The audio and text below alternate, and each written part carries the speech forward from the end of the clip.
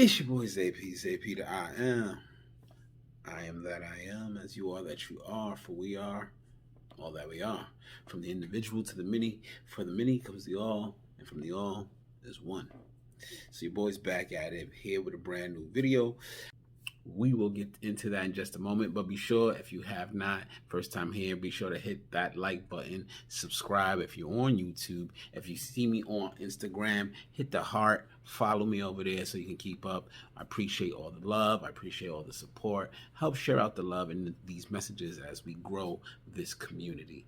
With all of that out of the way, let's connect with the energy.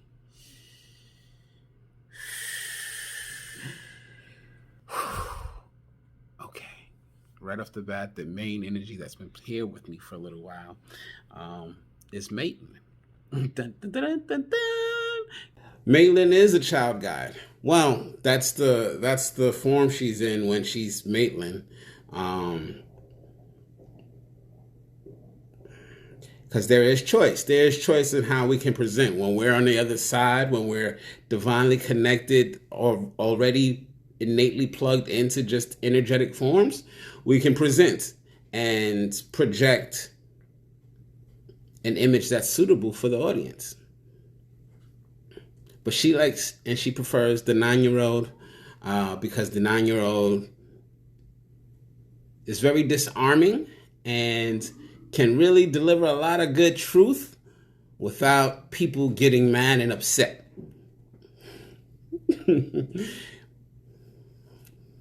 So if she's a child guide from that sense and that perspective.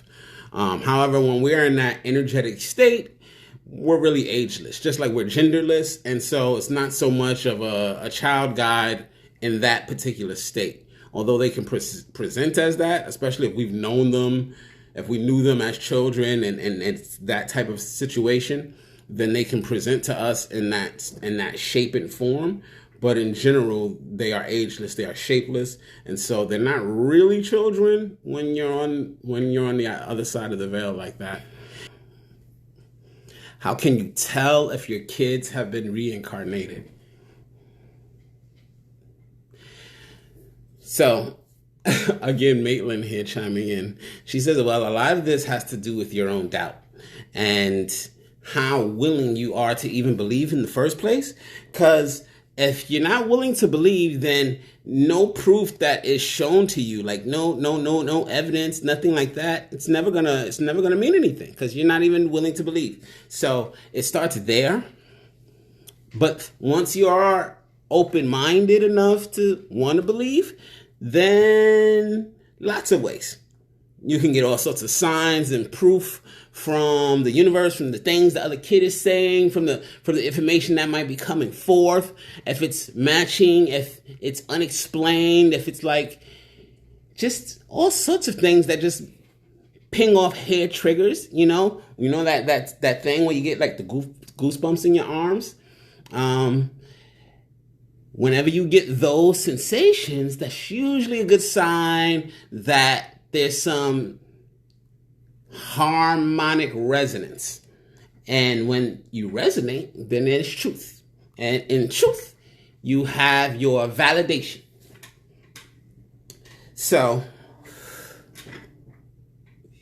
first you got to start with the willingness to believe. And then after that, you can open up to the signs and the evidence that can either confirm or deny.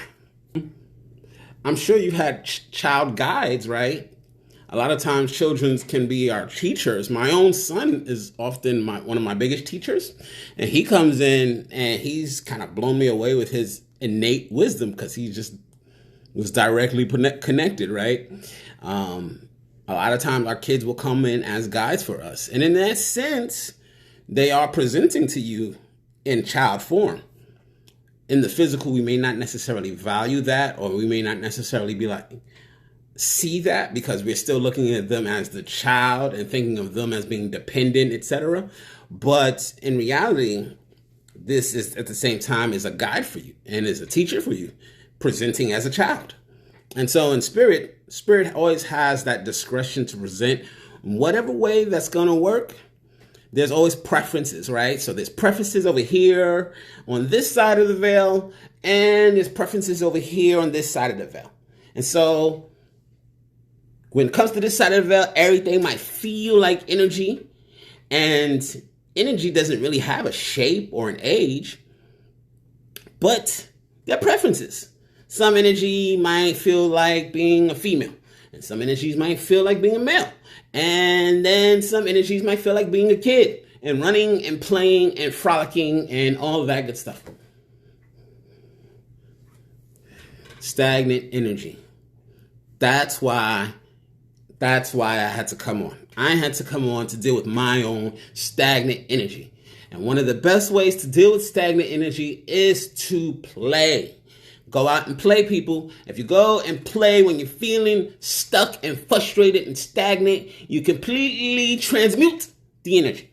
And when you transmute the energy, you go from being stagnant to being in motion, and in motion, and in motion. The motion in the ocean. The motion in the ocean. The motion in the ocean.